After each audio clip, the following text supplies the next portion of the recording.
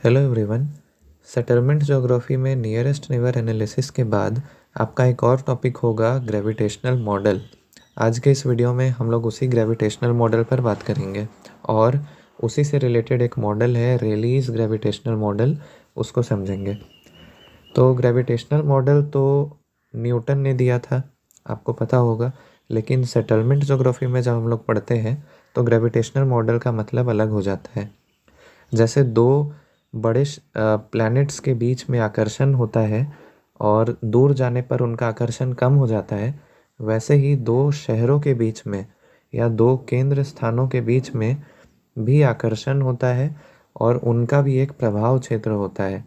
और वही कितना होता है, कैसे उसको निकाला जाता है उसके प्रभाव क्षेत्र को, उसी को इस मॉडल में समझा जाएगा।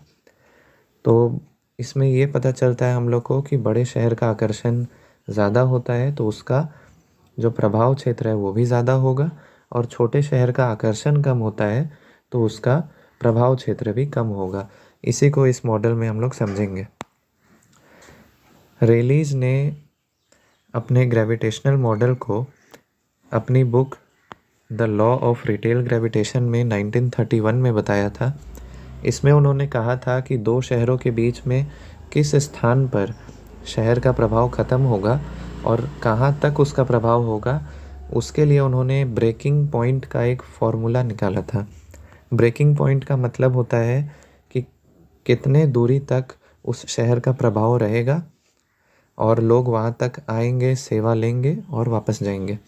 तो उसी को उन्होंने ब्रेकिंग पॉइंट से बताया और इसका फॉर्मूला दिया कि दो शहरों के बीच का डिस्टेंस को डिवाइड कर दिया उन्होंने 1 प्लस अंडर रूट जो बड़ा शहर का जनसंख्या होगा उसको छोटे शहर की जनसंख्या से डिवाइड कर दिया।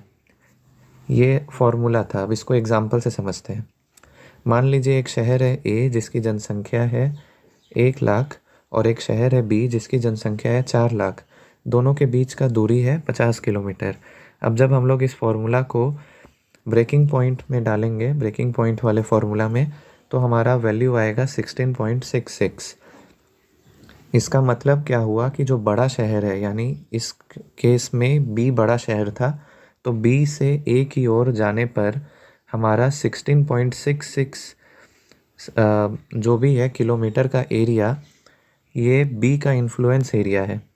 तो आप लोग देख सकते हैं टोटल 30 किलोमीटर में 16.66 बी का इन्फ्लुएंस एरिया है, यानी बी हमारा ज़्यादा आकर्षित करेगा ए के कंपैरिजन में। इसी को ग्रेविटेशनल मॉडल बताता है।